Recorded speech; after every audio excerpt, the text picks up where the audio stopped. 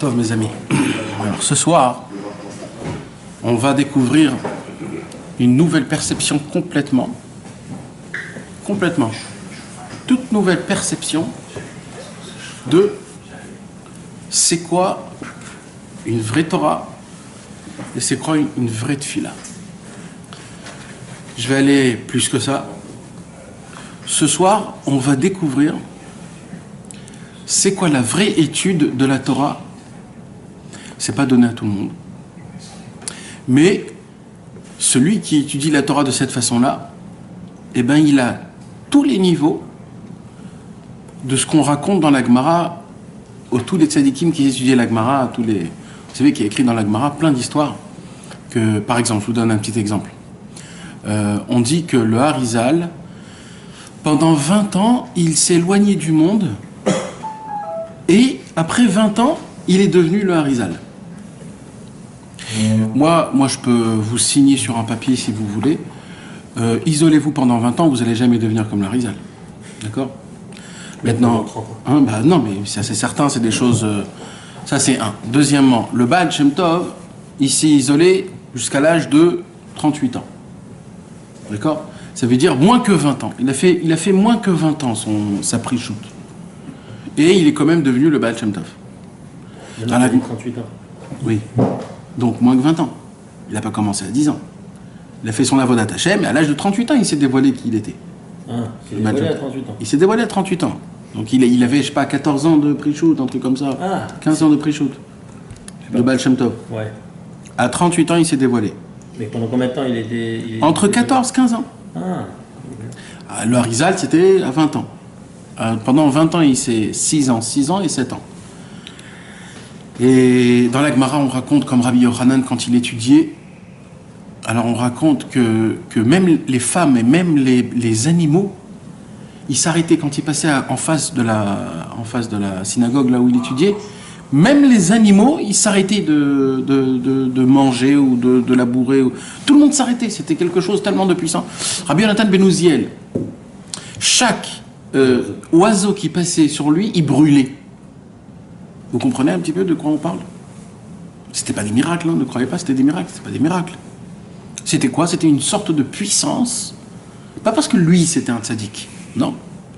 C'était la puissance de sa Torah. C'était sa Torah en elle-même qui était puissante. C'est pas lui qui était tzaddik. Lui, mis à part, c'était un tzaddik. Mais il y a eu plein d'autres tzaddikim. Moshe Rabbeinu, quand il étudiait, il n'y avait pas d'oiseau qui brûlait. C'est une facette, c'est une nouvelle facette qu'il a créée. Moshe Rabbeinu, quand il a reçu la Torah, il a eu 2 cornes de lumière sur lui. Il y avait comme 2 projecteurs qui sortaient de sa tête. Il y a plein d'histoires comme ça. Alors quoi? Alors maintenant, je vais commencer à m'y mettre vraiment maintenant. Je vais commencer à m'y mettre vraiment. On va commencer depuis le début. Dès l'âge de 13 ans, je vais rentrer dans une yeshiva et je vais commencer à étudier ma mâche comme il faut. Parce que si vous faites le compte aujourd'hui, la majorité des Bachurim aujourd'hui, ils ont, on va dire, 10 ans de Limud Torah. Je parle des Bachurei Yeshivot vraiment sérieux. Ils ont 10 ans de pre-shoot. Parce qu'ils sont complètement dans la yeshiva du matin jusqu'au soir, ils dorment là-bas, etc. Donc ils ont 10 ans quand même de yeshiva de Torah. Moi, ma question que je pose, et je la pose depuis tout le temps, où ils sont tous ces tzadikim? Il y en a combien des Bachurei Yeshivot? 30 000, 40 000, 50 000 des Bachurei Yeshivot? Quoi, de tout cela, il n'y en a pas 100 des tzadikim comme Rabbi Yochanan, comme Rish Lakish? Il doit en avoir au moins 100, ou 1000 sur 50 000. Mais il n'y en a pas un. Et le maximum que tu entends, c'est les tzadikim de à l'époque, qu'ils étaient déjà tzadikim avant leur Torah, et eux aujourd'hui, c'est les Gdolei Hador. Mais aujourd'hui, Tachles, les tzadikim, Rabbi Yochanan, il avait 22 ans quand les vaches s'arrêtaient. Rish Lakish, c'est une autre histoire. Rava et Abaye, ils avaient 13-14 ans quand ils sont devenus tzadikim. On raconte que Rabbi Yonatan ben Uziel, quand ça volait et ça brûlait, c'était avant l'âge de 40 ans. Donc c'était avant, c'était tout jeune. On ne parle pas de quand ils avaient 70 ans et 80 ans et 90 ans. Donc où ils sont tous ces tzadikim aujourd'hui? Comment c'est possible qu'on n'en parle pas? Comment c'est possible qu'eux ne se dévoilent pas? Comment c'est possible qu'ils ne dévoilent pas des secrets de la Torah comme c'était à l'époque? Où ils sont tout cela? Maintenant, c'est pas que de cette génération. Ma question à moi, c'est la génération d'avant, et la génération d'avant-avant, et la génération d'avant-avant-avant-avant. Où ils sont? Et là-bas, c'est qu'il y a eu un problème dans la connexion de la façon de comment étudier la Torah. comment étudier la Torah. Il y a une façon très spéciale de comment étudier la Torah. Et tout dépend de ça. Ce soir, Bezrat Hashem, Rabbeinu va nous dévoiler un secret exceptionnel. Je ne sais pas si on aura le temps de bien le développer. Ça, je peux vous dire, mes amis, ce qu'on va étudier ce soir en 2-3 lignes que Rabbeinu il a écrit, c'est des livres et des livres et des livres en entier qui ont été écrits par les élèves du Baal Shem Tov. Oh, shalom aleichem. Oh, pas. Oh, Hashem. Oh. Oh, Rudy, Hazard.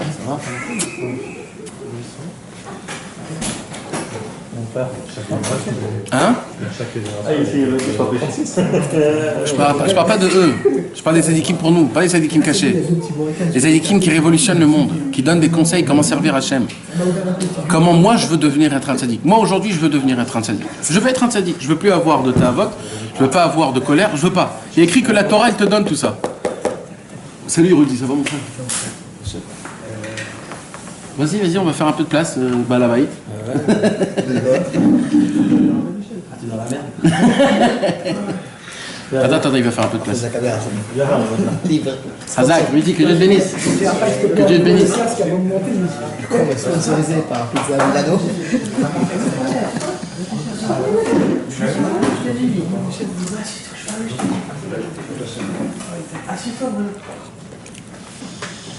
Il y a eu là aussi.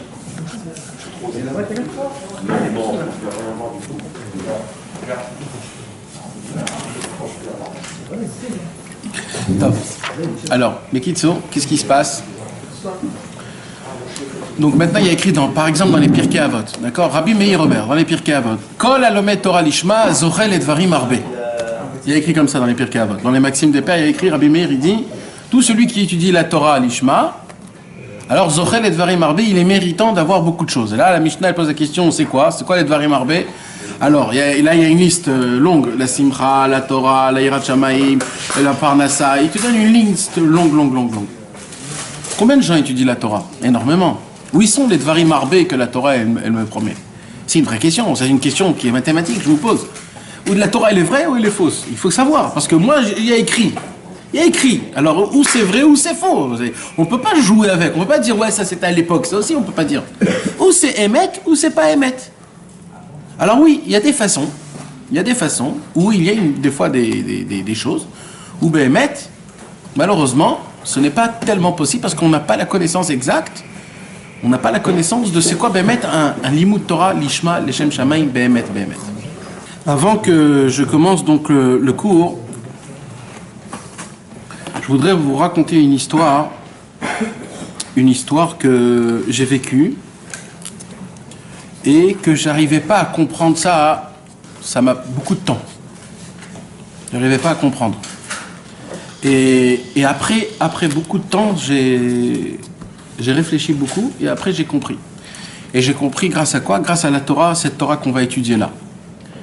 Vous allez voir comment une parole de Rabbi Israël peut changer un monde en entier. Il y a une époque où je suis allé voir la fille de Rabbi Israël, Tzipora Kreuzer, qui habite à Jérusalem, qui est partie de ce monde il n'y a pas longtemps. Et pour qu'elle nous raconte des histoires un peu sur son père et elle a commencé à nous raconter des histoires, et une de ces histoires, elle nous a raconté qu'un jour, son père, il ramène un bachour, un jeune, un bachour yeshiva. Et il rentre dans la chambre de sa fille et il dit à sa fille, donc Tzipora Kreuzer, il lui dit, je t'ai ramené un khatan. Alors elle sort pour le voir et elle rentre directement chez son père et lui dit, papa, c'est pas un Breslev. Pourquoi tu me le ramènes? Alors il lui dit, je vais te dire, je marchais dans la rue. Et il y avait plusieurs synagogues à Jérusalem, des yeshivot. Et d'un coup, en marchant dans la rue, j'entends un bachour yeshiva, écoutez bien la parole qui dit Rabbi Israël, qui étudie avec une mélodie de prière. Il a dit, je me suis arrêté pour l'écouter. 1 minute, 2 minutes, une demi-heure, 1 heure. Il m'a scotché. Et je suis rentré dans le Beth Midrash et il voit un Bachou qui étudie de la Gemara. Vous savez, il y a un Nigun dans la Gemara. Lui, c'était pas le même Nigun. Lui, il étudiait la Gemara en Nigun de prière. Et il a dit, il s'est assis à côté de lui, il a commencé à lui parler, il lui a dit, est-ce que tu es marié? Et il lui a dit non. Alors il a dit, j'ai une fille à te proposer. Et il a dit d'accord. Il a pris, il l'a emmené chez lui, et ben ils se sont mariés. Tzipora Kreuzer s'est mariée avec ce... Quand elle a entendu que ça, elle n'a pas posé plus de questions. Et moi je comprenais pas. Tzipora Kreuzer, elle a posé une question. Pourquoi tu m'as pas ramené un chassid Breslev? Et qu'est-ce qu'il Rabbi Israël il lui répond? Qu'il a entendu que comment il étudie avec un nigun de prière. C'est ça la réponse, ça te suffit pour toi, t'as tout compris. Et moi, je n'avais pas compris ça. Alors, Bezrat Hashem, à la fin de ce cours, on va comprendre cette histoire. Que à la fin de ce cours. On va découvrir, Bezrat Hashem, dans les paroles de Rabbeinu du Likutei Moharan, une nouvelle façon de comment prier et de comment étudier surtout. D'accord? Alors, venez, on commence, Bezrat Hashem, à lire donc la Torah bête, Seivav, la deuxième partie du Seivav. Alors, on dit comme ça. Vechol Torah chez Adam Lomed. Lishmor velasot. Il dit Rabbi Nachman, maintenant, toute Torah qu'un homme étudie, pourquoi un homme il étudie? Pour deux raisons. Lishmor velasot. Ça veut dire quoi Lishmor velasot? Pour garder à ne pas faire des mauvaises choses et faire des bonnes choses. Ce que la Torah te dit que c'est interdit, c'est interdit. Ce qu'elle te dit que c'est permis, c'est permis. D'accord? Jusqu'à maintenant, vous comprenez? Normalement, c'est pas ça la kavana de l'étude de la Torah. C'est quoi la kavana de l'étude de la Torah normalement? Le Ikar Bipshitut, quand un homme étudie la Torah, le fait est juste d'étudier la Torah, c'est déjà une mitzvah. Le fait est juste. Hein? L'homme échané. Là, on parle l'homme échané. La mitzvah de l'imout Torah, c'est même d'étudier. Si c'est ça, d'après toi, John, alors on n'étudie pas tout le chelek du Rambam qui l'explique sur le Beth Amikdash, sur Tarot. Ouais, mais c'est pas la Hassot. Ça s'appelle pas la Hassot. La Hassot, c'est Ilchot Shabbat, c'est Ilchot Nida, c'est Tfilin, c'est ça la Hassot. Tu comprends? C'est ça la Hassot. Maintenant, de base, il y a bien des choses dans la Gemara qu'aujourd'hui on n'a pas besoin. Des histoires, des trucs. Pourquoi on devrait étudier ça? Si c'est pas la Hassot. Eh ben non, il y a une mitzvah quand même, de Horaïta, la Yedia de la Torah, c'est-à-dire de connaître la Torah, de savoir c'est quoi la Torah. Chaque connaissance, il dit dans Sefer Amidot, chaque connaissance de la Torah, c'est une réussite pour la Neshama. Chaque connaissance. Tu as entendu un devoir Torah, c'est tout de suite une réussite pour la Neshama. Chaque chose, ça te ramène quelque part. Mais là, Rabbeinu, il te dit non, mes amis, il y a une étude de Torah qui est élevée de ça. Il y a un homme, il étudie que pour appliquer. C'est tout. Que pour appliquer. Son but de l'étude de la Torah, c'est que pour appliquer. Si c'est que pour appliquer, on ne peut pas faire rentrer dans ça, par exemple, Chumash, une pirouche Rashi. D'accord? Parce que c'est pas pour appliquer. Le Chumash, c'est une étude. C'est pour connaître la Torah. Pour connaître. D'accord? On ne peut pas faire rentrer la Gemara dans cette catégorie-là, l'Ishmor et la Asot. D'accord? Pourquoi? Parce qu'on ne connaît pas toute la Havamina et tous les Maskana. C'est le Shulchan Aruch qui nous donne le Inyan. Donc, pas toutes les catégories d'études de la Torah rentrent dans ça, dans l'Ishmor et la Asot. D'accord? Vous comprenez? Vous êtes avec moi? L'Ishmor et la Asot, c'est vraiment que pour appliquer. Maintenant, deuxième exemple. Il y a un homme qui étudie la Torah, par exemple le Shulchan Aruch. Normalement, le Shulchan Aruch, il est basé pour appliquer. Le Shulchan Aruch, c'est un mode d'emploi. D'accord? Mais il y a des gens qui étudient le Shulchan Aruch pour recevoir une théouda rabbinique. Alors, ça rentre dans cette catégorie-là? Non. Ils font pour, par exemple, ou connaître, ou répondre à des gens. Ça ne s'appelle pas appliquer. Ça C'est Nahon ou pas? S'il y a quelqu'un qui n'est pas d'accord avec moi, qu'il me le dise, tout de suite. C'est bon? D'accord? Mais non, il ne faut pas se taire, mes amis. Il faut qu'on en parle, il faut qu'on étudie tous ensemble. Si vous n'êtes pas d'accord, vous me le dites, on en parle. Peut-être qu'il y a une partie qui font, les autres qui font pas. Non, mais je parle en général, d'accord?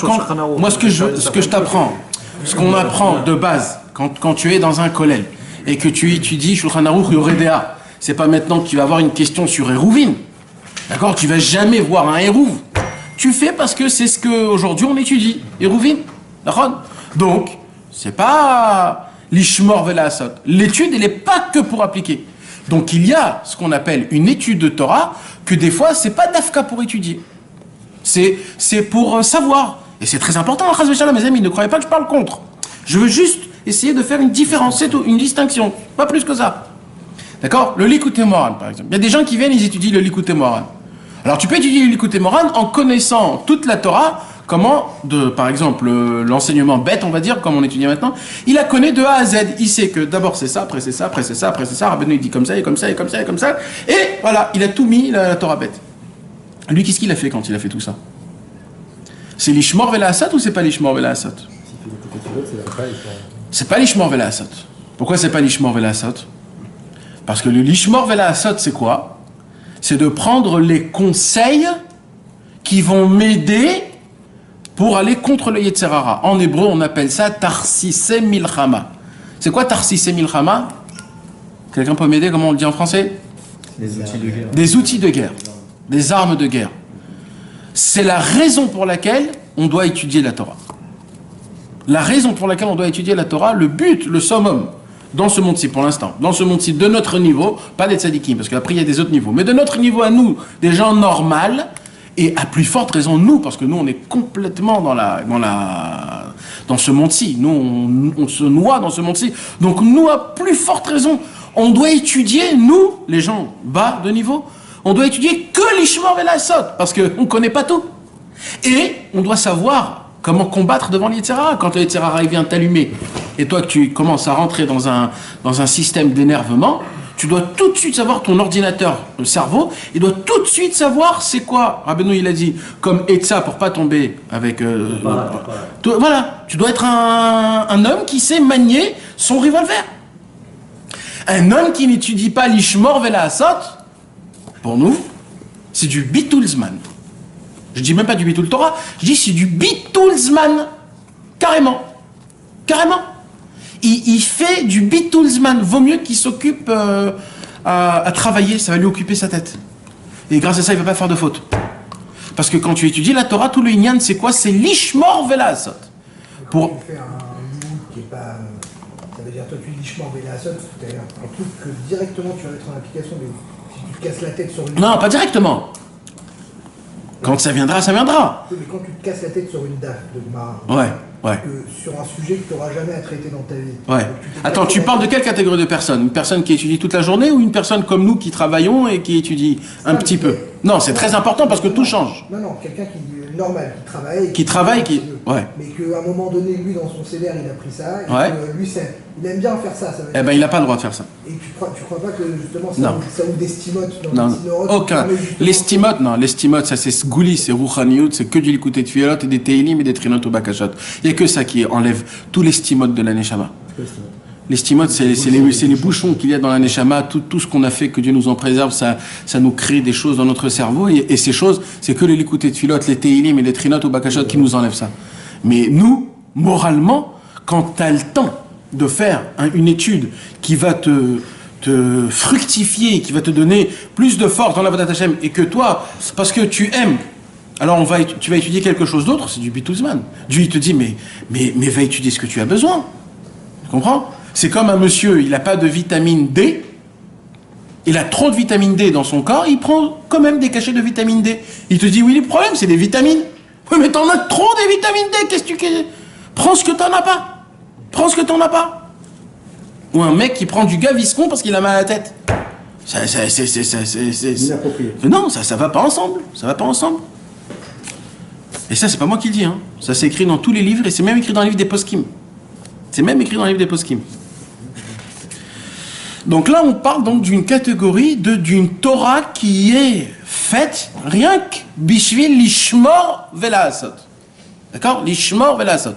Donc, ça veut dire quoi? Je récapitule. Une personne, elle vient, elle se dit, moi, je suis en guerre depuis que je suis venu dans ce monde-ci. J'ai une guerre contre le monde, contre le Yetzirah, contre moi-même. Je dois savoir manier mon épée. Comment je vais savoir manier mon épée? Alors, il y a plusieurs choses. Déjà, le A. La première chose obligatoire qu'un homme il doit connaître, c'est le Shulchan Aruch, le Aleph Bet, c'est le début de tout. Donc, un homme, il est obligé d'étudier du Shulchan Aruch tous les jours, obligatoire. T'as pas le droit d'ouvrir aucun livre tant que t'as pas ouvert ton Shulchan Aruch. Après le Shulchan Aruch, qui te donne le mode d'emploi, il faut maintenant des conseils comment appliquer le Shulchan Aruch. C'est quoi le conseil comment appliquer le Shulchan Aruch? Normalement, c'est des livres de Moussa, c'est des livres de Chassidut, et à plus forte raison, des livres de Rabbi Nachman de Breslev, qu'il est venu dans ce monde-ci, d'Afka pour ce Inyan-là.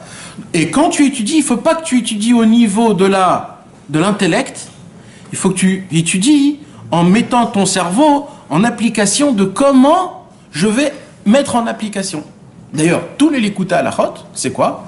Il a mis en application toute la Torah, tout le Shulchan Aruch, toutes les Gemarot. Il a tout expliqué d'une manière comment on peut l'appliquer aujourd'hui. C'est ça, tout le Likuta Halachot. Hein? C'est d'écouter pilote le plus, non? De quoi? L'application de la Torah de Rabbeinu. C'est aussi du Likuta de Philot, mais maintenant je parle de ton application à toi, personnelle. Tu comprends? Quand tu vas t'énerver, tu vas commencer à lire du Likuta de Philot? Bah, c'est calme, hein, si tu fais ça. Non. Quand tu vois que le sang, t'es dehors, il y a quelqu'un qui t'a énervé, tu vas commencer à ouvrir à lire du Likuta de Philot? Non, mais je devrais. Non, on ne peut pas demander à quelqu'un qui... Alors Rabbeinu t'a donné des conseils. Tu comprends? Il y a des conseils. Tu prends Kaas, l'écoute et Tzot, tu dois savoir que ça et ça et ça et ça t'enlève. Quand tu es comme ça, de respirer, de regarder plus haut, de se rappeler du monde futur, c'est des conseils que Rabbeinu t'a donné. Pourquoi il t'a donné ces conseils-là? Pour que tu mettes en application quand tu as besoin. Tu comprends? Quand tu es chez toi à la maison et que tu sais que peut-être tu vas t'énerver ou alors tu t'es énervé, là oui. Tu comprends? Mais il y a des conseils où tout de suite tu as besoin. Tu vois une femme, ou alors tu as une pulsion d'argent d'un coup. Ou des trucs comme ça, des choses comme ça. Alors là, quoi? Là, il y a des conseils, comment appliquer, comment mettre en applique. Tu comprends? Ok. Donc maintenant, on continue. Donc, chaque Torah qu'un homme il étudie. De quelle Torah on parle? On parle d'Afka d'une Torah pour appliquer. C'est-à-dire que le but de la Torah qu'il étudie, c'est d'Afka pour appliquer. Alors, Rabbeinu, il dit, il se passe quelque chose de exceptionnel. Cette Torah-là, elle ne va pas dans les mêmes tuyaux des Torotes qu'on connaît. Ça part dans un autre tuyau complètement, dans un autre endroit, mamash, un autre endroit. Écoutez bien ce que Rabbeinu va nous dévoiler. Rabbeinu nous dit, Kol haotiyot em netzutzei neshamot. Kol haotiyot em netzutzei neshamot. Ça veut dire, toutes les lettres, ce sont des étincelles d'âme. Ça veut dire quoi? Alors, Adam Arishon, vous savez que lui, il avait en lui toutes les âmes de tout le Ham Israël. D'accord? Et au moment où Adam Arishon, il a mangé de l'arbre de la connaissance, qu'est-ce qui s'est passé? Il y a eu une shvirat kelim, il y a eu une explosion de lumière qui s'est explosée. Et qu'est-ce qui se passe quand on frappe le feu? Il y a plein d'étincelles. Toutes les neshamot de Adam Arishon, ils sont tombés dans les clipotes, dans les écorces, dans les mauvais endroits. Il y en a qui sont tombés très très bas, il y en a qui sont tombés pas très bas, il y en a qui sont tombés à la surface, il y en a qui sont tombés en haut. Il y a plein de niveaux de neshamot qui sont tombés en fur et à mesure de leur neshama, ils sont tombés. Si c'est plus bas, si c'est moins bas, si c'est... Chacun, il a... Ça s'appelle des étincelles d'âme. C'était pas des âmes, il n'y a que 600 000 âmes, mais c'est des étincelles. C'est-à-dire, même les âmes eux-mêmes, ils se sont brisés. Comme tu prends un verre en verre, tu le jettes, qu'est-ce qui se passe? Il éclate. Et bien, toutes les neshamot qu'Adam Arishon il avait en lui, ça veut dire, on parle de nous tous, on est tombé, et quand on est tombé, on s'est éclaté en plein de milliers de morceaux, milliers de morceaux, jusqu'à qu'on est tombé jusqu'en bas. On est tombé. Maintenant, tout le travail, c'est quoi? C'est de faire remonter ces âmes petit à petit pour qu'ils reviennent dans leur endroit et qu'ils ont leur tikkun. Tant qu'ils ne sont pas remontés jusqu'en, ils n'ont pas leur tikkun. D'accord? Quand il y a des neshamot de Rechaim, par exemple, comme Esav Aracha. Esav Aracha, c'était une neshama qui était descendue très bas. C'est pour ça qu'il était Racha. Et il y a des neshamot de tzadikim qui sont des tzadikim. Mais c'est pas toujours une règle, parce qu'il y a des fois des Rechaïm qui sont nés être Rechaïm, comme par exemple Moshe Rabbeinu. Moshe Rabbeinu, il est né pour être un rachat. Pour être un tueur, un violeur, comme ça c'est écrit dans le Midrash. Et lui, qu'est-ce qu'il a fait? Il a tout inversé, il est devenu tzaddik. C'est pour ça que Moshe Rabbeinu, c'est aussi un très grand tzaddik. Parce que Moshe Rabbeinu, il est né pour être un rachat. Il est né. Et Aaron HaKohen devait être lui le tzaddik. Et qu'est-ce qu'il a fait, Moshe Rabbeinu? Il a tout changé, tout brisé, tout cassé, jusqu'à qu'il est devenu ce qu'il est devenu. Donc c'est pas toujours une règle. Mais de base, quand il y a des Rechaïm, c'est des Neshamot qui descendent de très très bas. Et quand il y a des moins Rechaïm, des gens, vous savez, il y a des gens qui sont même pas religieux, mais de base, ils sont nés avec des bonnes midas. Ils peuvent pas mentir, ils peuvent pas voler, ils arrivent pas, même si ils arrivent pas. Pourquoi? Parce que eux, c'est des Neshamot qui sont purs, ils sont pas tombés aussi bas. D'accord. Alors quoi, eux, ils ont moins de potentiel d'être salis. Alors eux, ils ont un moins Sahar, eux, parce qu'ils n'ont pas de travail. Eux, c'est facile, ils sont d'eux-mêmes comme ça. De eux, on leur demande 10 fois plus. Tu comprends? Mais c'est pas aussi un grand Sahar. C'est qui a le plus grand Sahar? Celui qui a des pulsions, il a des envies de folie et il fait rien de tout ça.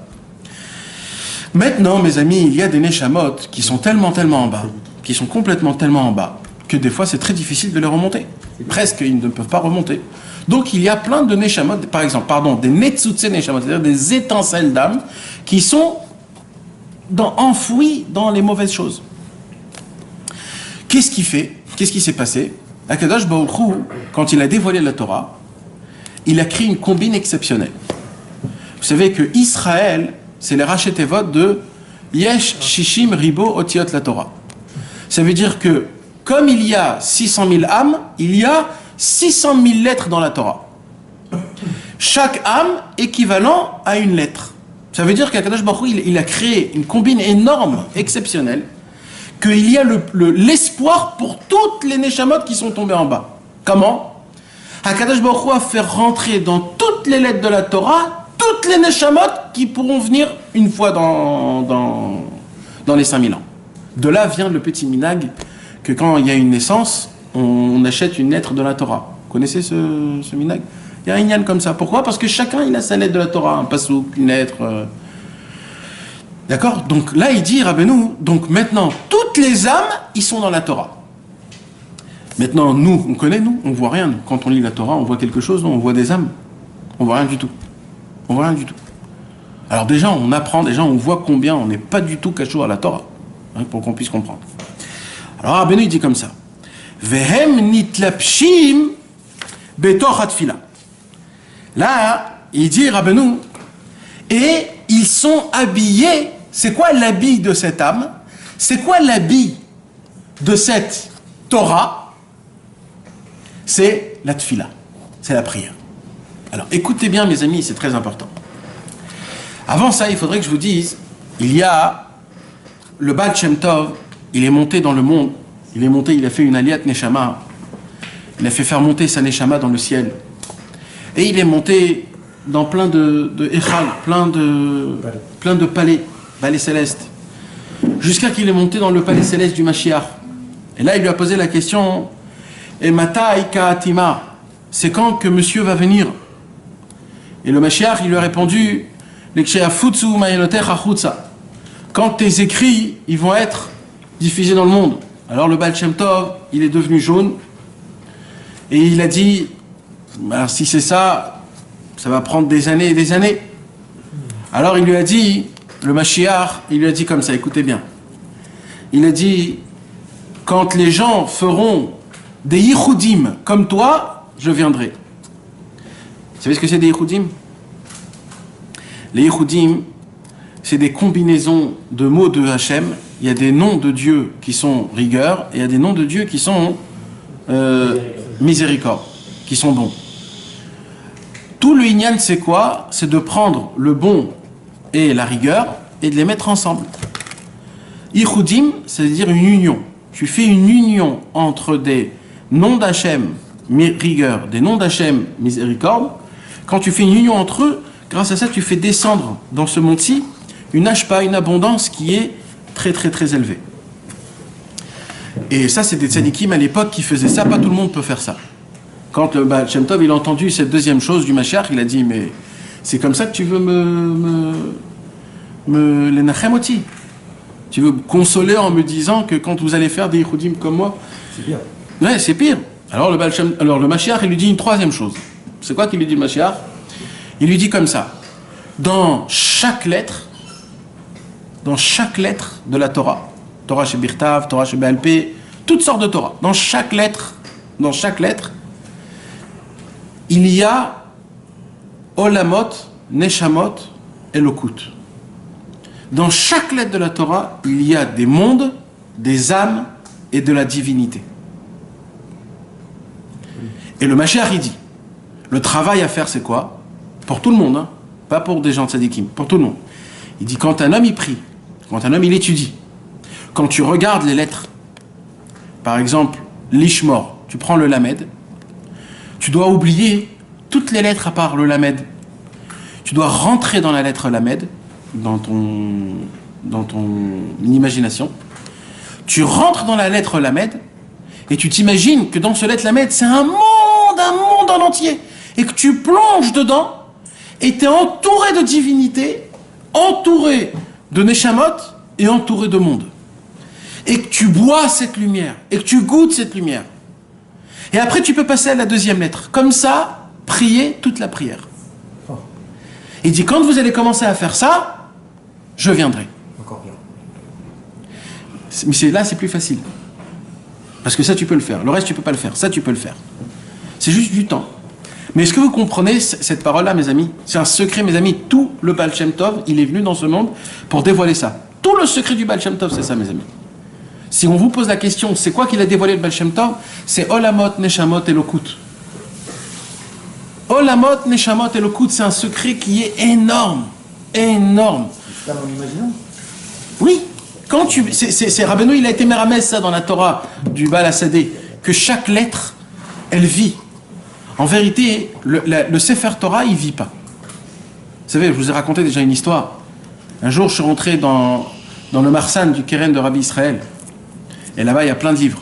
Plein, des centaines de milliers de livres, c'est le Marsan. Et j'ai vu que quelqu'un, il a demandé au Rav Amram Horowitz un livre. Et lui, qu'est-ce qu'il fait? J'ai vu qu'il montait sur les livres pour prendre le livre. Alors dès que j'ai vu ça, j'ai dit, ah, il monte sur les livres pour prendre un livre. Alors je suis allé chez lui, je lui ai dit, c'est quoi ça? Il m'a dit, il m'a dit, de base, on n'a pas le droit de faire ça. Il me dit, mais il faut que tu saches une halakha, que tant que tu n'as pas ouvert le livre et tu n'as pas lu dedans, c'est un livre, il a rien. Il y a rien.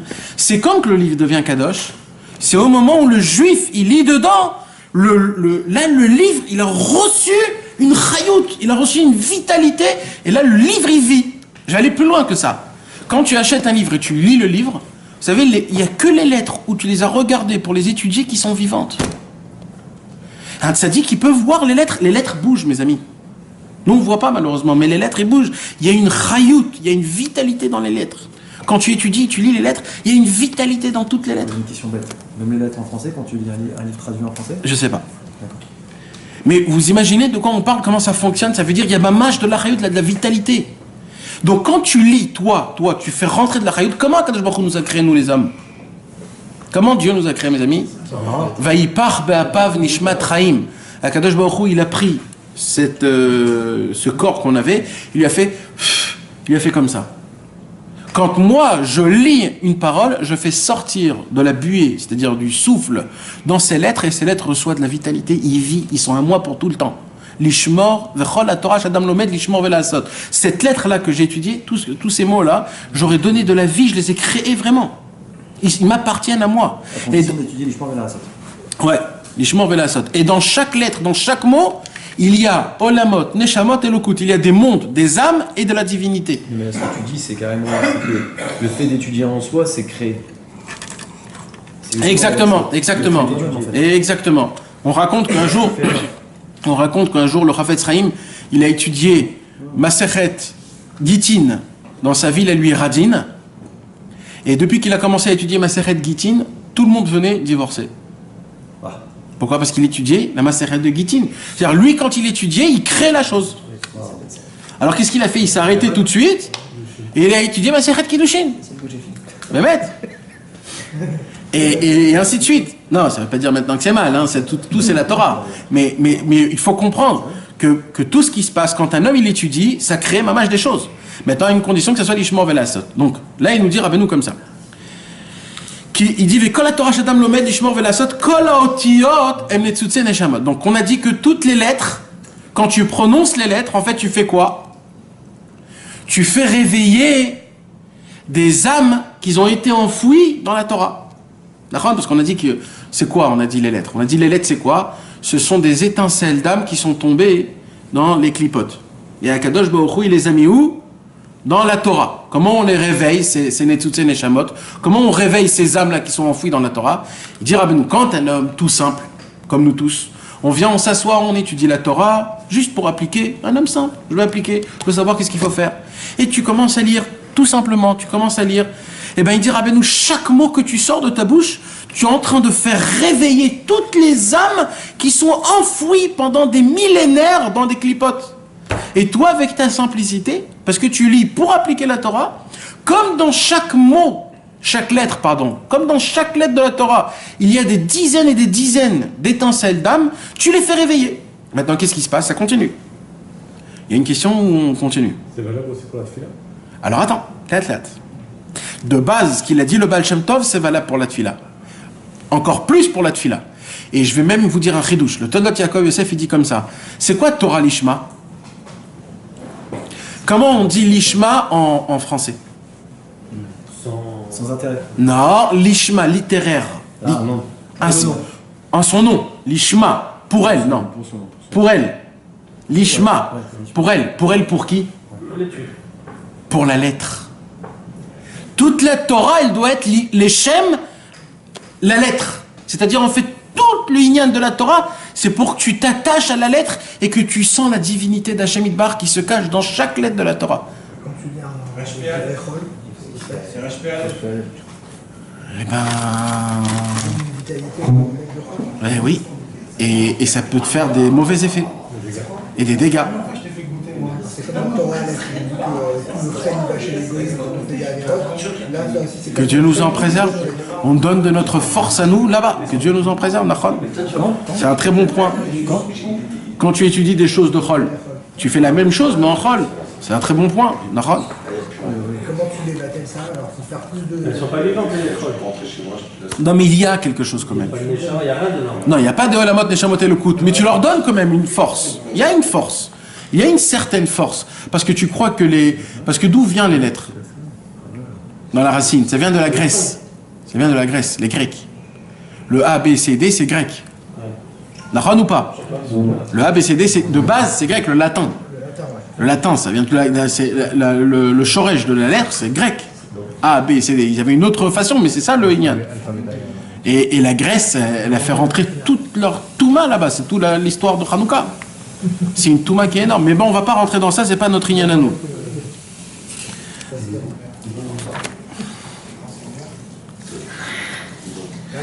Alors attends. Pour leur enlever cette vitalité à ces lettres. À eux, comment enlever la vitalité? C'est-à-dire, ce que tu leur as donné. En faisant la même chose, en disant des lettres de Torah. C'est-à-dire, tout ce que tu as lu en français, il faut que tu le lises en hébreu. Comme ça, tu fais rentrer la Kedusha en hébreu. Ça va t'enlever tout ce que tu as fait rentrer en... Tu comprends? Si tu as lu la philosophie en français, tu vas lire. Tu es obligé de lire plein en hébreu. C'est le tikkun. Mida keneged mida. Alors maintenant, qu'est-ce qu'il dit Rabbeinu? Ve'em nitlapshim betoch hatfila.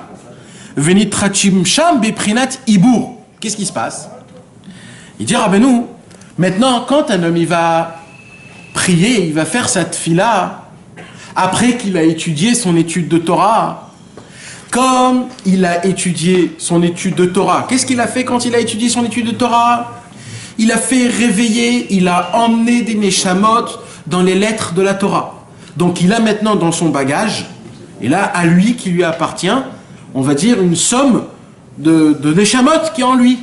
Maintenant, qu'est-ce qu'on fait avec ces lettres de Torah et de Neshamot? Qu'est-ce qu'on fait? Il dit, quand tu vas aller prier, qu'est-ce qui va se passer? Toutes les lettres de la Torah que tu as étudiée, ils vont s'habiller dans les lettres de la Tfila. Vous avez compris, mes amis? Vous n'êtes pas avec moi, là, les gars.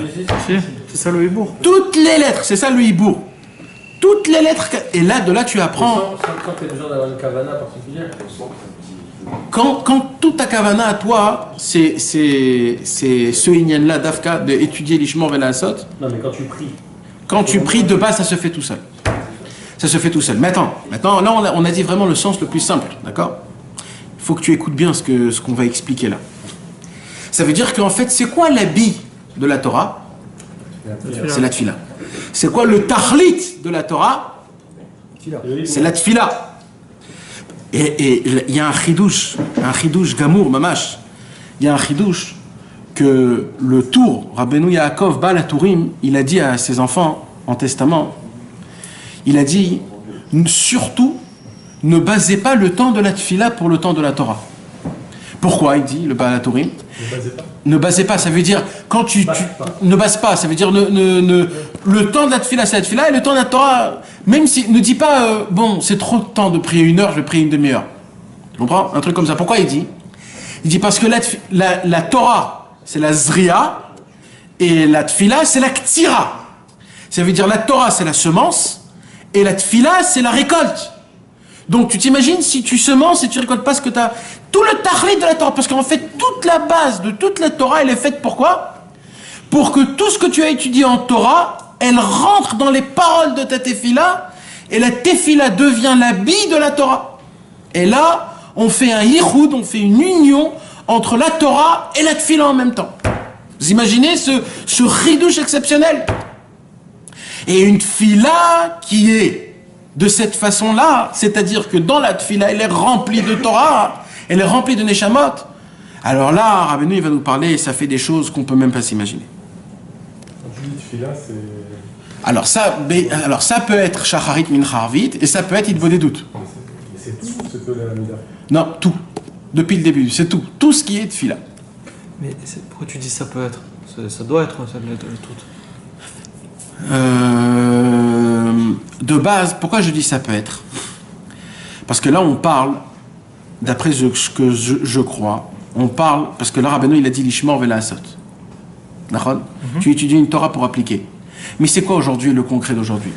Tu vois que tu n'arrives pas à appliquer la Torah. Tu essayes d'appliquer la Torah, il y a des choses que tu n'arrives pas à appliquer la Torah. Par exemple, tu ouvres le Shulchan Aruch, que le Shulchan Aruch c'est un livre pour toute personne. Tu lis Ilchot Kriyat Shema et tu vois comment le Maran il dit qu'il faut lire le Kriyat Shema en tremblant, en suant, en ayant peur, comme si que. Et là tu te dis mais j'ai jamais de ma vie en entière lu une Kriyat Shema pareil. Alors je peux pas essayer de Chova. C'est Ilchot Kriyat Shema, c'est pas de la Chassidut, c'est Ilchot Kriyat Shema. Tu dois lire le Kriyat Shema en tremblant, en suant, en bégayant. Alors toi tu veux, tu as une bonne volonté, tu veux. Alors c'est foutu pour toi parce que tu n'arrives pas. Alors c'est pour ça qu'il dit là. Il a dit au moment où tu as étudié cette halakha, l'ishmor velasot pour appliquer, et que tu vois que tu n'arrives pas, et tu lèves tes yeux au ciel et tu dis Ribono shel olam, mon maître du monde, je veux tellement appliquer cette halakha là que je viens. Là qu'est-ce que tu es en train de faire? Tu as pris toute la Torah, les otiyot de la Torah, tu les as mis en habit de tefila, et là tu fais quoi? Là tu fais un hibour. C'est quoi un hibour? Gestation. Hein? Gestation. Non, un hibour, une femme enceinte. Comment on peut appeler ça? Une ingestation? Gestation. Une gestation. Tu fais une gestation. Fécondation. Une fécondation. Alors Rabbeinu, il donne, si vous voyez juste à côté, il y a une petite aga'a, Kamuva Bagilgulim, c'est écrit dans Shar Agilgulim. Shekol haneshamot bot betoch hamalchut bebechinat hibour venitrachim sham. Le Ari HaKadosh, il dévoile dans Shar Agilgulim, il nous dévoile quelque chose. Il nous dit, vous savez qu'est-ce qui se passe tous les soirs? Tous les soirs, tous les tzadikim, et aussi nous, des gens simples, tous les soirs, quand on dort, qu'est-ce qui se passe? Notre neshama, elle monte dans le ciel, et elle rentre dans le monde de la malchut. La malchut, c'est le niveau le plus bas des sphirotes, c'est ce monde-ci, c'est la royauté, le juge.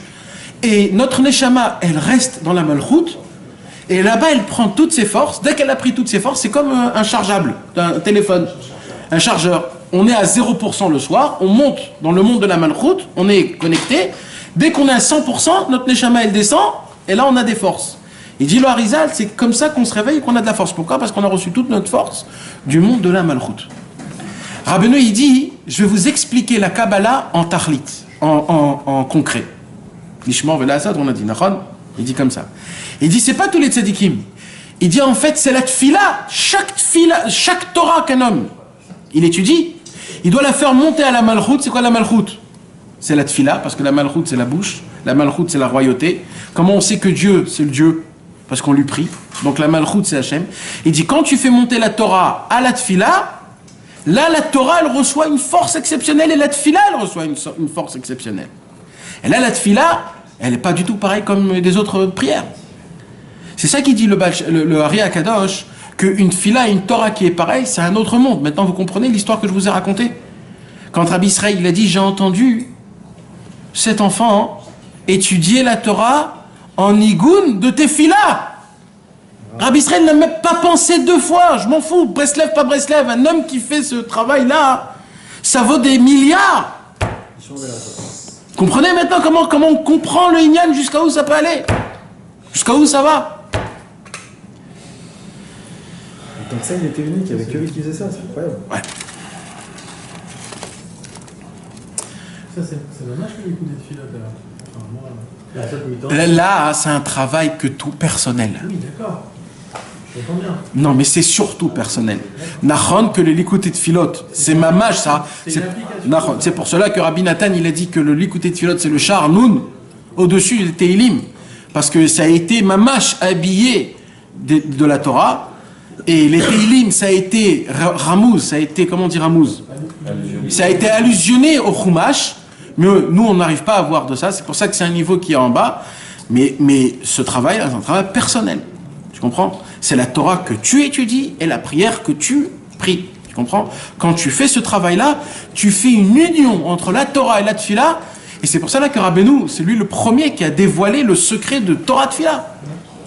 Le Torah Tfila, Rabbeinu, il dit, ça fait des chachouim, ça fait des amusements dans les mondes célestes, comme il n'y a pas eu jusqu'au temps d'Avraham Avinu. Vous imaginez de quoi on parle? Comment? Jusqu'à où ça va, tellement c'est puissant? Non, on s'assoit ici, Mais vous savez, mes amis, c'est des secrets comme il n'y en a jamais eu au monde, ces secrets-là. C'est des choses qui n'ont jamais été dites. Mais donc c'est le travail personnel, il a été paroles du Likouté de Philote ou les paroles de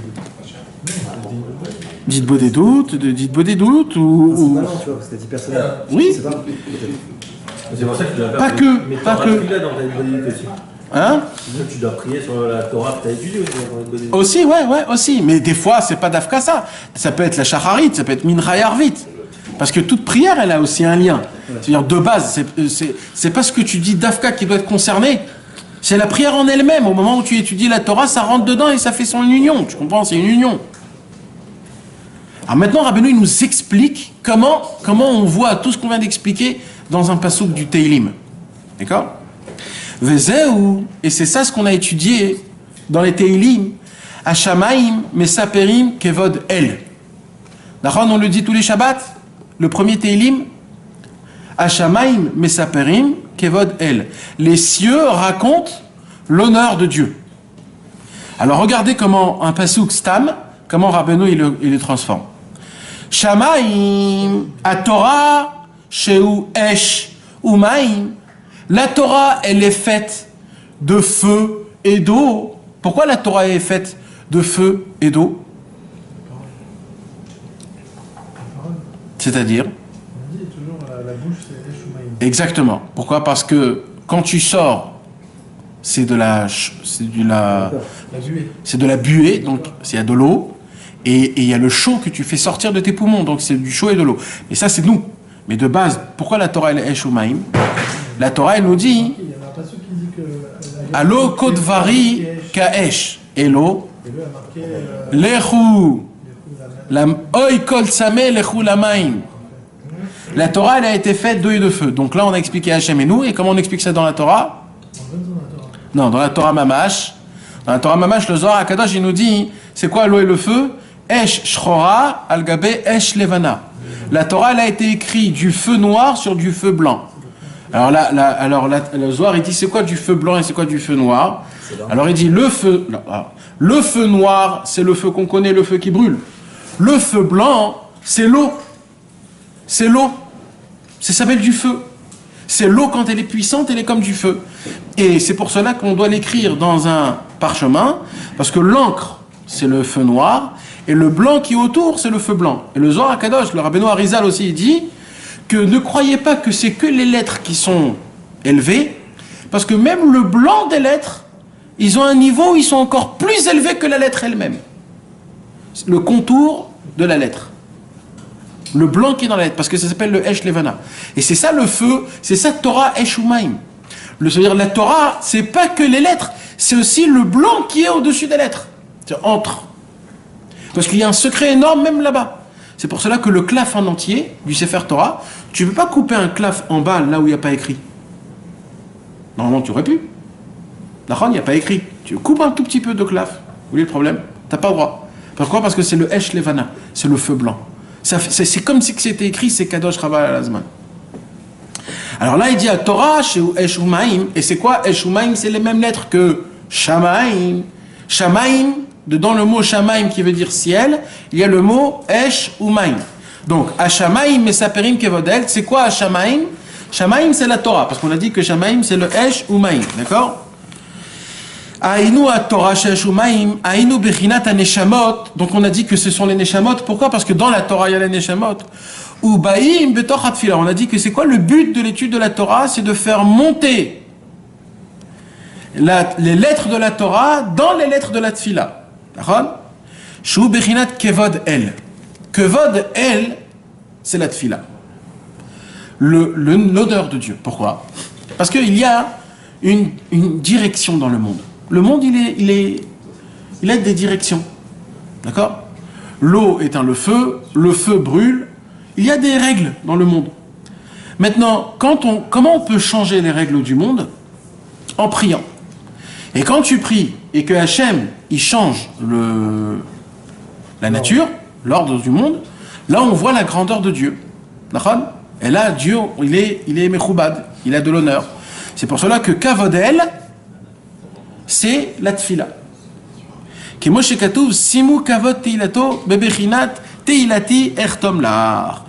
D'accord? Et là, Rabbeinu, il continue. Vaneshamot, Imatfila, Hanikra Kavod. Donc, si on a dit que les Neshamot qui sont habillés dans la tfila, parce qu'on a étudié d'abord la Torah, l'Ishmor Velasot, et quand on a étudié la Torah, l'Ishmor Velasot, et qu'on a fait après une prière, et que la prière, elle a habillé la Torah, et là c'est devenu le Kavod, Hashem Shim Malbeshet Otanu, parce que les lettres de la Tfila, elle habille les lettres de la Torah. Et pourquoi il dit Kavod? Pourquoi j'appelle ça le Kavod? Il dit Rabbeinu parce qu'il y a une Gemara qui Rabbi Yochanan Karal Menem Chabduta. Il y a une Gemara que Rabbi Yochanan, toujours, il appelait ses habits son honneur. Et il disait Rabbi Yochanan, de la façon de comment une personne elle s'habille, comme ça il est honoré. S'il est habillé et déchiré, on ne peut pas l'honorer. C'est son habit qui fait son honneur. Alors il dit donc, l'habit, c'est l'honneur. Si l'habit c'est l'honneur, on a dit que c'est quoi? La tfila qui est habillée de la Torah, on l'appelle honneur. C'est pour ça qu'on dit kavodel. Donc, Hashamaim, Mesaperim, kevodel. Hashamaim, c'est quoi? C'est la Torah, Eshumaim. Mesaperim, kevodel. Quand je le dis, quand je le lis, alors je le fais monter à la tfila, le kavodel, et que là, la tfila, elle entoure les lettres de la Torah. D'accord? Allez, des Enikra Kavodel, c'est ça qu'on appelle le Kavod de Hachem. C'est pour ça que le mot El, c'est un nom de Chesed. D'accord? Valé des Enikra Kavod El. Et là, Rabbeinu, il dit Vehen Meirin Ze Laze. Et un éclaire l'autre. La Torah éclaire la Tfila, et la Tfila éclaire la Torah. C'est mamash une union entre comme un homme et une femme. Tout le but d'un homme et d'une femme, c'est quoi? C'est qu'ils puissent s'unir pour emmener des enfants. Ça sert à rien, une femme, si c'est pas pour emmener des enfants. D'accord? Donc Akadosh Baruch Hu nous a créé une femme, pourquoi? Pour nous emmener des enfants. Donc maintenant, qu'est-ce qui se passe? La Torah toute seule, ça sert à rien. La Tfila toute seule, ça sert à rien. Il dit Rabbeinu, quand tu arrives à faire une union entre la Torah et la Tfila, et pas juste une union entre la Torah, que la Torah, elle éclaircit la Tfila, et que la Tfila éclaircit la Torah. Comment la Torah, elle éclaircit la Tfila? Tout ce que tu étudies l'Ishmor Velasot, tu étudies pour appliquer. Ça, tu éclaircis la Tfila. Et quand tu n'y arrives pas, tu pries. Donc la prière, elle éclaircit la Torah. Donc ça veut dire en fait, c'est comme un yo-yo en fait. Ça veut dire que c'est tout le temps lié, la Torah et la Tfila, elle est tout le temps liée un avec l'autre. Alors il dit Rabbeinu, quand un homme il arrive à étudier de cette façon-là, Haneshamot meirin la Tfila bebrinat alat mainukvin. והתפילה מאירה לנשמות בבחינת חידושים שמחדשת אותם בבחינת דיבור. Il dit Rabbeinu, grâce à ça, on a dit quand il y a une union entre un homme et une femme, il y a des enfants en Aaron, on a dit il y a Maïn Nukvin et Maïn Duchrin. Vous savez ce que c'est Maïn Nukvin ou Maïn Duchrin? Ce sont des thèmes de Kabbalah. C'est très important de savoir ça au moins une fois en l'expliquant. C'est-à-dire un homme, pour avoir un enfant, il doit faire sortir une semence. D'accord? Et une femme, pour avoir un enfant, elle aussi, elle doit faire sortir une semence. Ça sort d'un endroit pour aller dans un autre. Ok? Ça sort du Rechem pour aller dans les Chatzotzot, je ne sais pas comment on dit. Ça sort des troncs pour aller dans le Rechem. Donc en fait, il y a un éveillement chez l'homme et chez la femme de semences. D'accord? Maintenant, on a dit comment on a un enfant, un garçon. D'abord, la femme, elle sort sa semence, et après l'homme, elle arrive sa semence, on a un garçon. Dans le ciel, ça fonctionne comme ça. Dans le ciel, on veut que d'abord il y a Maïn Nukvin. C'est quoi Maïn Nukvin? L'eau femelle, c'est-à-dire l'encens femelle. C'est qui Maïn Nukvin? C'est nous. Quand nous, on fait des bonnes choses dans le ciel, on fait monter des Maïn Nukvin, on fait monter un éveillement d'en haut. Dès qu'on fait monter un éveillement d'en haut, tout de suite, Hachem, il donne Maïn Duchrin, tout de suite, il donne la semence d'en haut, et là, on crée une naissance. Vous comprenez, mes amis? Il dit, Rabbeinu, c'est qui la Maïn Nukvin? C'est la Torah. Tu étudies la Torah. Quand tu étudies la Torah, tu fais monter la Torah. Après, tu crées la Tfila Maïn Duchrin. Tu crées la semence de l'homme. Et quand tu les mets ensemble, grâce à ça, alors la Malchut, elle devient enceinte, et tu as un bébé. C'est quoi le bébé? Il dit Rabbeinu, c'est les Chidouché Torah que tu découvres de la Torah. C'est quoi les Chidouché Torah? Il dit Rabbeinu, vous croyez que c'est des Chidouché Torah Stam? Non. On a dit, c'est quoi le but de l'étude de la Torah? C'est d'appliquer, c'est des Tarsis et Milchama. Comment on a dit Tarsis et Milchama?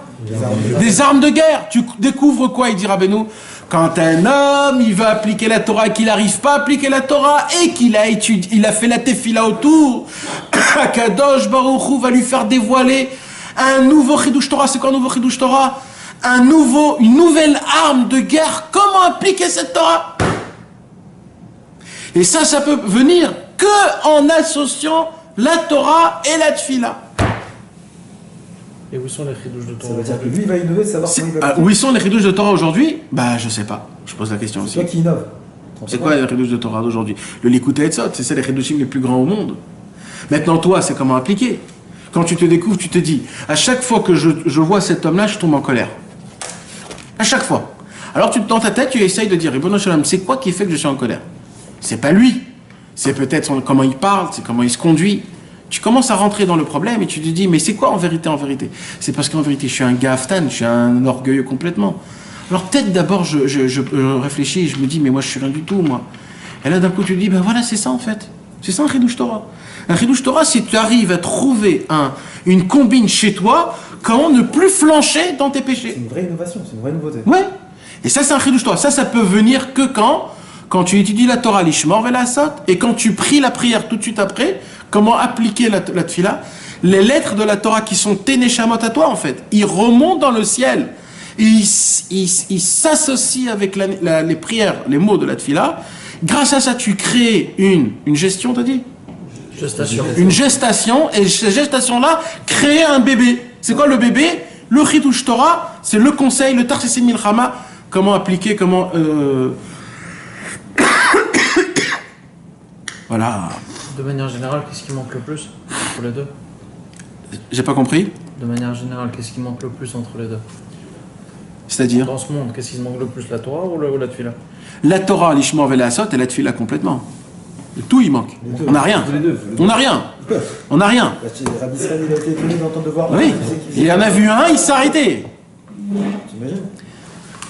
Donc tu t'imagines de quoi c'est un travail qui est très difficile, c'est pas pachout. C'est pour cela que qu'est-ce qu'il a fait Rabbi Israël? Rabbi Israël, ça a été le premier a créé une nouvelle nouveauté. Il a pris tous les conseils qui sortent du Likutei Moharan, pas la Chorma du Likutei Moharan. Il a pris que le Lishmor Vela Asot du Likutei Moharan, c'est-à-dire le kit sur le Likutei Moharan, et il a pris la prière qui va tout de suite après. Comme ça, quand tu lis Torah ou Tfila, t'as fait un truc comme jamais il pu, une explosion mondiale. Fécondé. Donc là, on devrait sortir, on va faire la tuile. Normalement, oui. Normalement, c'est ça que vous devrez faire tous les lundis soirs. Après qu'on étudie ça, il faut faire la tfila bête. Ça devrait normalement être une tfila que vous connaissez déjà par cœur. Ça fait 7-8 fois qu'on fait ces cours de Torah bête. Donc normalement, c'est comme ça qu'on étudie. Quand on étudie une Torah Beyoun, tous les jours, il faut lire la tfila bête, la tfila de la Torah. Ben badaï, c'est ça tous les inyan, c'est ça. Tu t'associes, tu te maries. Tout le inyan, il ne faut pas qu'il y ait une différence entre la Torah et la tfila. La tfila, Rabbeinu dit, Hen meirin zelazé. Il faut que un éclaircit tout, l'autre. C'est comme ça. Quand, par exemple, Shabbat, tu vas lire Hashamaim et Saprim Kevodel, dès maintenant, tous les Shabbats jusqu'à la fin de ta vie, tu dois te rappeler de c'est quoi Hashamaim et Saprim Kevodel. Hashamaim, c'est Eshumaim, c'est Torah. Mais Saprim, quand on le dit Kevodel, c'est quoi Kevodel? C'est la tfila qui est habillée. Tout de suite, tu dois faire le lien. C'est la Torah bête, c'est la Torah, c'est ça, Meir zelazé. Mais attends, on n'a pas terminé. D'accord? Qu'est-ce qu'il dit Rabbeinu? Ve'aneshamot amelubashim batfila amuvaot la tzadik ador shebador. Alors là, mes amis, ça c'est que le commencement. Il dit Rabbeinu, c'est pas ça le but. C'est pas ça le but. On n'est pas en train de parler de Torah de Tfila. On est en train de parler de quoi? On est en train de parler de la Tfila de Mashiach. D'accord? On est en train de parler, c'est quoi la Torah qu'on étudie? La Torah de la Tfila. Alors il dit Rabbeinu, maintenant, quand un homme il prie une prière comme ça, comme ce qu'on vient de dire, tout ce qu'on vient de dire, en s'attachant au tzaddik, c'est que comme ça que tu peux recevoir du tzaddik. Vous imaginez la claque qu'on reçoit là maintenant? Je répète parce que vous n'avez pas compris. On a dit, je répète mes amis, d'accord? Je répète, d'accord? On a dit,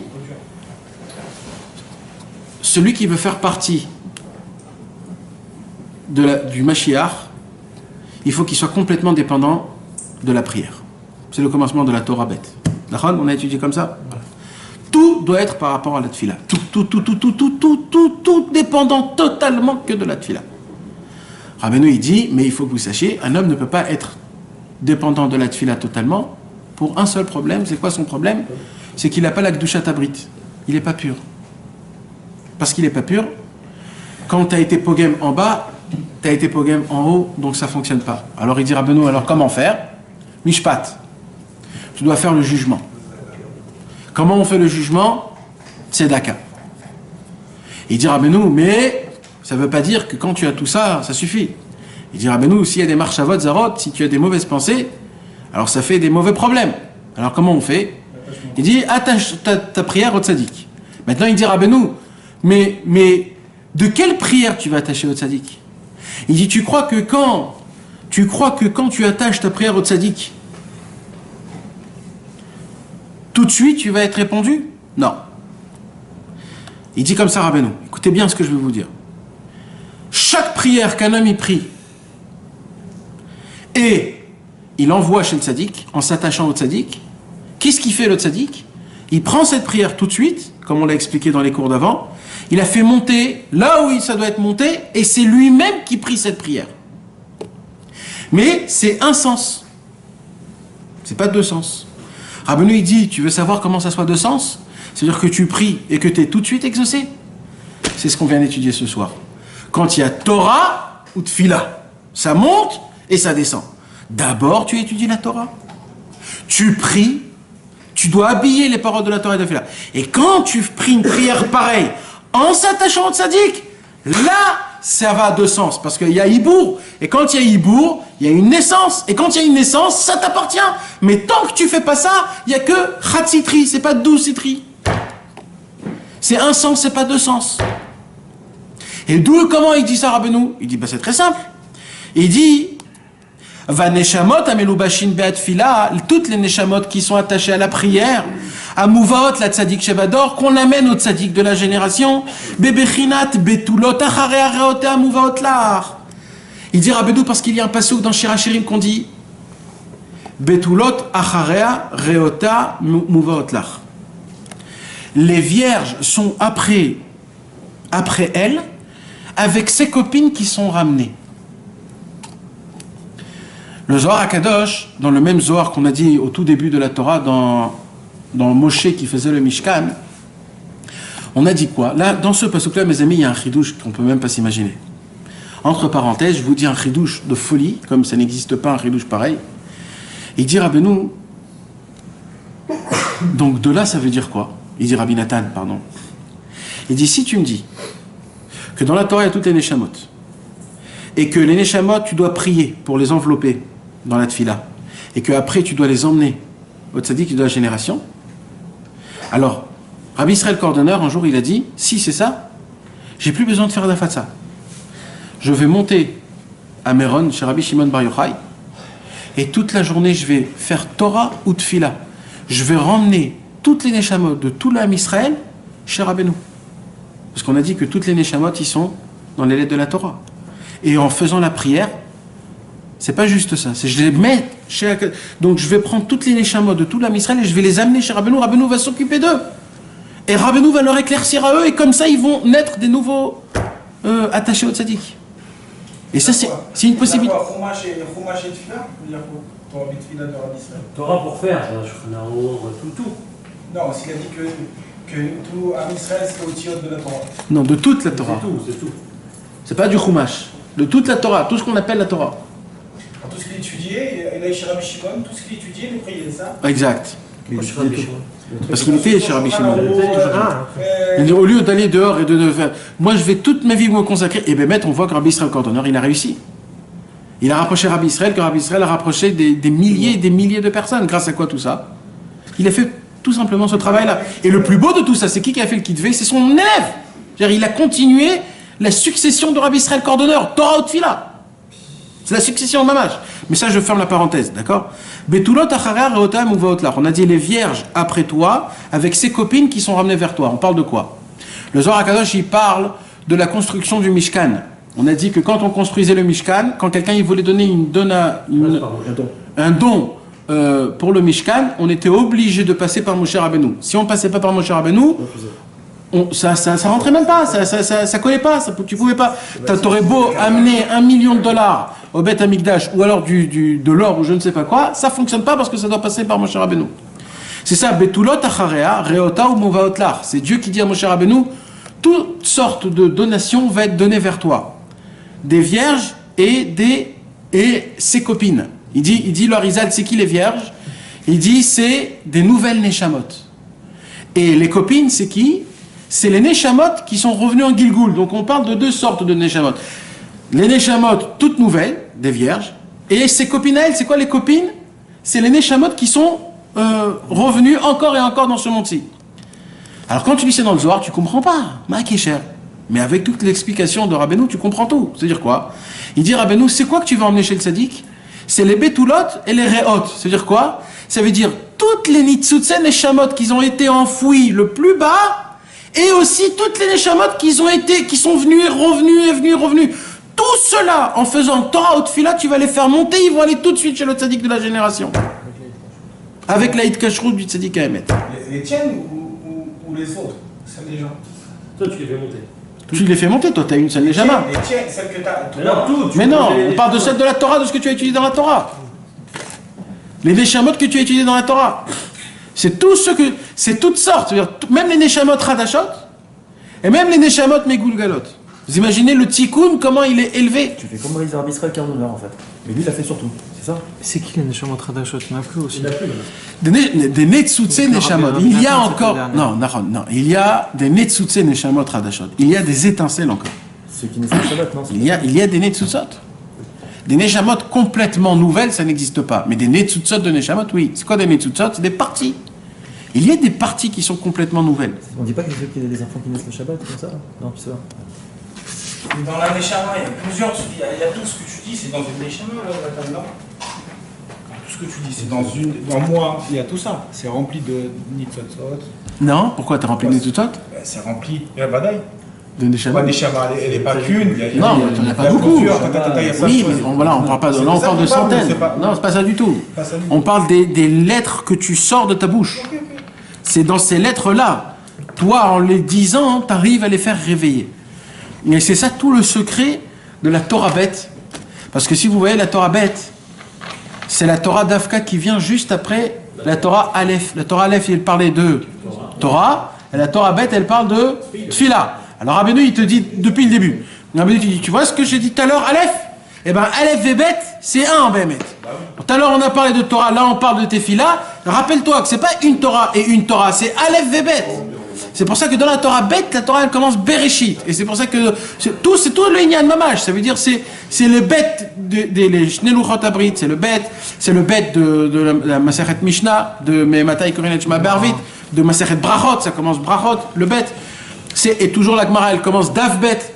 Parce que tout le Inyan, c'est que la Torah Aleph et la Torah bête, elle est pareille. Rabbeinu te dit, fais très attention que ta Torah, toi, elle soit habillée avec la Tefila et que ta Tefila, elle soit habillée avec la Torah. Pour que grâce à ça, vous sortez des Chidushim. C'est quoi les Chidushim? C'est ça l'Ishmor Velasot. Est-ce que tu peux revenir sur le Doukivoni? Le Doukivoni, il est très simple. D'accord? Je vais t'expliquer ça en une autre sorte. Comment commence la Torah? Tu te rappelles de comment elle commence la Torah bête? Comment? C'est l'histoire. Non, juste avant. Rabbeinu, C'est l'histoire non. Rabbeinu, il a commencé cette Torah d'après le Sifra d'Itzniuta. Minukva de Pardaska, Macharucha de Chayel et Meshicha. D'accord? Minukva, c'est-à-dire des narines du nez sort un souffle. D'accord? La narine du nez, d'accord, sort un souffle. Ça veut dire que quand ça sort un souffle, c'est d'en haut à en bas. D'accord? Bien fait. Torah ou Tfila? C'est quoi Torah? Torah, c'est Akadosh Baruch Hu, comment lui, il nous parle à moi. D'accord? C'est la conversation d'Akadosh Baruch Hu. Donc la conversation, c'est Chatzitri. Pour l'instant, c'est que moi qui parle. Alors imagine-toi, je parle avec Rai, et il ne répond pas. Alors, il n'est pas dans la conversation. Ou je ne suis pas dans la conversation. C'est pas un monologue. Ah, ça s'appelle monologue. Quand tu n'as qu'une seule personne qui parle, d'accord? C'est quand que tu rends la conversation dialogue, c'est quand tu rends la conversation dialogue, quand tu réponds. C'est-à-dire, comment tu rends la conversation dialogue avec Hachem? Quand tu fais Tfila. Parce que Tfila, c'est moi qui parle à Hachem. Donc Hachem, il m'a parlé d'en haut en bas Torah, et moi, je lui ai rendu d'en bas en haut Tfila. Donc il y a eu deux. C'est pour ça qu'il a dit Minouk va des Pardaska. Comme ça parle, la narine, elle descend bas. Alors maintenant, je continue. Donc c'est pas Tfila, ça veut dire c'est Ibour de ton étude de Torah habillé dans une Tfila. C'est ça? Quand tu dis Tfila. Quand je dis Tfila, alors attends, là je t'expliquais, c'est un Maïnian déjà de Torah de Tfila. Alors maintenant, pour revenir à ça, il y a Maïn Duchrin et Maïn Nukvin, d'accord? Il y a la semence femelle et la semence mâle. Dans la spiritualité, ça doit toujours commencer par la semence femelle. C'est-à-dire que d'abord, tu dois faire monter quelque chose. C'est quoi? C'est ton étude de Torah l'Ishmor Velasot. Pour que il y a Maïn Duchrin, la Tfila, et grâce à ça, il y a un hibour, c'est-à-dire que un rentre dans l'autre. D'accord? On a dit comment une gestion? Une fécondation. Donc il y a un hibour, et le fait est que tu pries et que un éclaircit l'autre tout le temps. Alors grâce à ça, il y a une léda, il y a un enfantement, une naissance. Si tu l'attaches au tzaddik. Hein? Si tu l'attaches. Ah, ça, c'est que si tu l'amènes chez le tzaddik. Si tu l'amènes chez le tzaddik, c'est lui qui fait enfanter. C'est ça, c'est lui qui te donne les chidushim de Oraïta. C'est quoi les chidushim de Oraïta? C'est Tarsis et Milchama, c'est l'Ishmor Velasot, c'est d'appliquer pour savoir tout le Inyan, c'est ça. Donc maintenant vous comprenez qu'est-ce qui se passe quand on étudie la Torah sans faire ça? Ben, c'est ce qui se passe aujourd'hui, mes amis. Et voilà la réponse à la question qu'on a posée. On va pas dire jusqu'à là. Mais tu penses? non, on va pas dire jusqu'à là. Mais non, on peut pas dire. C'est pas de Kedeka. Non. Mais attends juste. Et c'est quoi le Inyan? C'est qu'aujourd'hui, la réponse à notre question, c'est quoi? C'est que la Merot, tout ce que tu dis comme Torah, parce que chaque mot que tu dis de Torah, c'est consacré à Taryag Mitzvot, 613 Mitzvot. Donc imagine-toi combien de Mitzvot tu fais par jour. Tu as des centaines de milliers de Mitzvot par jour. Tu as des centaines de milliers de Malachim par jour. Toute cette armée-là, tu restes le même imbécile. Eh ben oui, frère. Parce que c'est Khatsitri, ça monte et ça reste en haut. Il n'y a rien qui descend vers toi. C'est quoi qui fait faire descendre vers toi? Quand tu pries et tu l'emmènes chez le tzaddik. Quand tu pries en attachant chez le tzaddik en disant Areni mekacher et atzmi, betfilati ou betorati, lechol hatzadikim amitim shebedorenu, lechol hatzadikim amitim shochne afar gdoshim asher ba'atzema, bifrat Rabbeinu HaKadosh, Rabbeinu Nachman ben Fege. Alors grâce à ça, qu'est-ce que tu as fait? En l'aimant, bien sûr, en étudiant, parce qu'on a dit que la Hitkashrut, c'est surtout l'aimer, l'adorer. Alors grâce à ça, lui, il prend, il fait sa shakshuka et il te sort une salade exceptionnelle. Et tu sors la mise en application. Ouais. C'est ça. Le Tarsis et Mircha. Qu'est-ce que tu voulais dire, Moshe? Gérald, à l'heure. Non, ça c'est bon, on sait. Mais en réalité, le Torah, c'est que la première partie. C'est toute la première partie du Likutei Moharan de la première partie. Quand la Tfilot, de la Bakashot, grâce à Eachad et Hashibut, quand on étudie la Torah, alors toutes les prières elles sont entendues. Et bien toute la Torah bête, d'après tout ce que tu viens de dire, toute la Torah bête à la fin, c'est que la première partie du Likutei Moharan de la première Torah. Ouais. C'est ce qu'on a dit tout à l'heure. Il y a une Torah entière, la Torah bête, rien que sur la première partie du Likutei Moharan. Ouais, c'est ce qu'on avait dit tout à l'heure. C'est pour ça que les deux premières Torotes, tout de suite, Rabbeinu, il te l'a dit à la première Torah. De la Torah Aleph et la Torah Bet, tout de suite, il te l'a placé. Sachez, si vous voulez ouvrir mon livre, ce livre, il doit fonctionner. Tu dois étudier et prier tout de suite après. Et chez moi, il n'y a pas d'intellectuel. Tu veux prendre intellectuel, tu vas te perdre dans des endroits sans sortie. Et à quel moment il se fait le hibour? À quel moment il se fait le hibour? On a dit quand tu t'attaches. Oui, d'accord, mais si tu es attaché. Non, attaché, c'est la Leda. Le hibour, c'est quand tu fais la prière. Le hibour, c'est quand tu prends les mots de ta Torah et tu les mets en prière. C'est les Maïn Nukbin. Là, tu fais le hibour. Tu attaches, tu habilles les mots de la Torah en mots de Tefila. On ne peut jamais savoir s'il y a eu hibour ou pas alors. On ne peut pas savoir, mais sur ça, il y a la Torah Kouf et la Torah 105. Il y a la Torah aussi, la 31, où il dit que le Ratzon que tu mets dans la Tfila, dans tes paroles, c'est ça qui donne le Maïn Nukvin.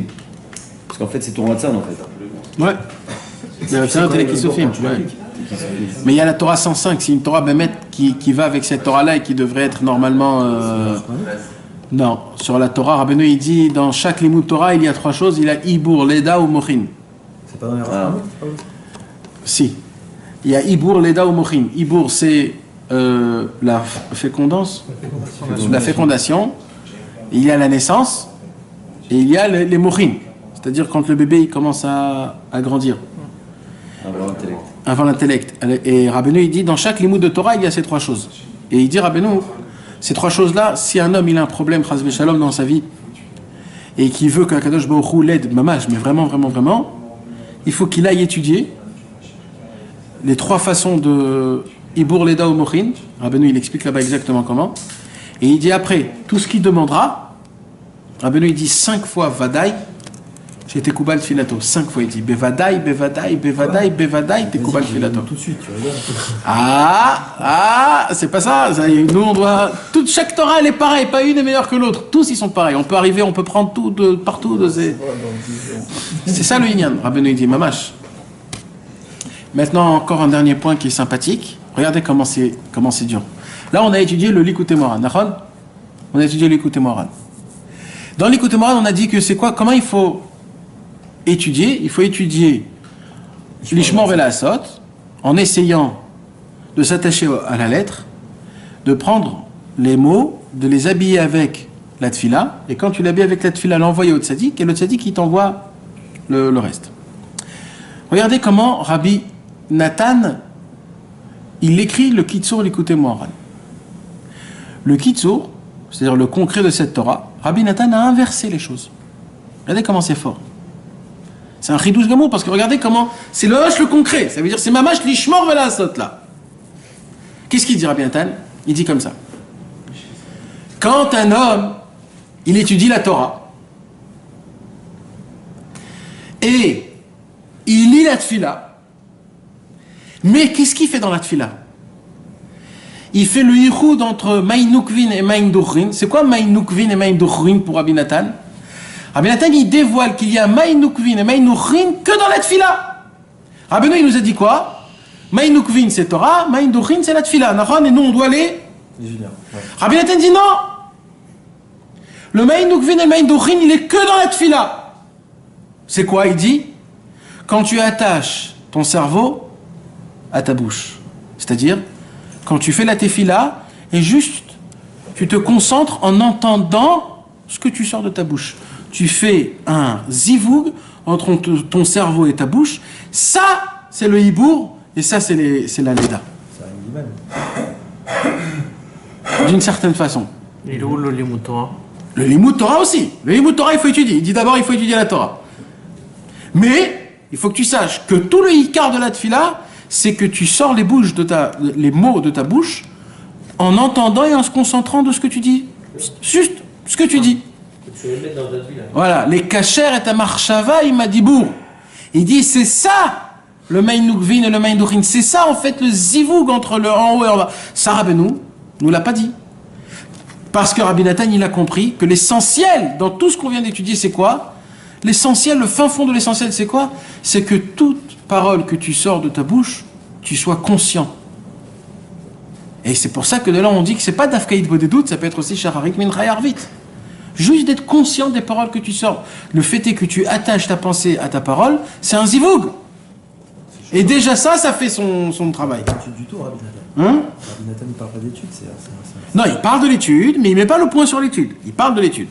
Mais il dit que tous les faits se fait par la tfila. Donc c'est un chidouche. Donc c'est ça l'ishmor velasot. C'est ça l'essentiel du inyan. Donc vous voyez comment c'est important le kitsur l'écouté moran, comment il est important quand tu étudies le l'écouté moran. C'est pas stam. C'est mamash des explications. Il te fait montrer mamash. C'était quoi la kavana de Rabbeinu. Ce que tu dis là, c'est pas en rapport avec la Torah à une bête ou à une duel, je sais plus. Pas exactement. Ça, on parle de ça, mais c'est pas exactement ça. Quitte à avoir b'maï mitrani. Voilà, mes amis, c'était chargé. Mais malheureusement, c'est pas malheureusement, c'est des choses qu'il faut en parler. Comme il y avait des cours la semaine dernière On verra jamais. Voilà. Il y a des cours aussi ici, il faut savoir. Rabbeinu, il dit il faut sauter. J'ai loupé un truc la semaine dernière. Ah, t'as tout loupé. D'après eux, t'as tout loupé. Moi, je dis, Top, mes amis. Maintenant, il faut faire la tefila, mes amis. Vous avez compris maintenant comment on devient des tzadikim en étudiant la Torah. Maintenant, un tout petit peu, en faisant un tout petit peu, un peu de Torah, on peut recevoir un maximum de lumière avec un tout petit peu de limoud de Torah. En faisant une tefila, au lieu d'étudier des heures et des heures et des heures et des heures et des heures, et il n'y a que Chad Tzitri. Avec en étudiant un tout petit peu, un tout petit peu, il faut beaucoup étudier, mais celui qui étudie un petit peu et qui fait une tefila après, en disant Ribono Sheolam, maître du monde, j'ai appris ça, ça et ça et ça et ça et ça, fait que je puisse mettre en application, donne-moi éclaircis-moi le chemin, comment je dois le faire avec mon temps, avec mon heure, que ce soit pas trop une surat kelim, que je puisse le supporter, que je puisse le faire avec une simcha, etc., etc. Et voilà, et tu fais comme ça, tout de suite t'habiller ta tefila, et tu attaches, tu dis avec attachement au tzaddik, et là frère, t'es aux anges. Ça te fait gagner des années de Baal Tchouva qu'à l'époque tu as fait des bêtises, ça te fait gagner tout ça. Zakou Barou. Retrouvez les cours des Chavirim Nanar sur le site du Keren Rabbi Israël, nachmanneumann.com.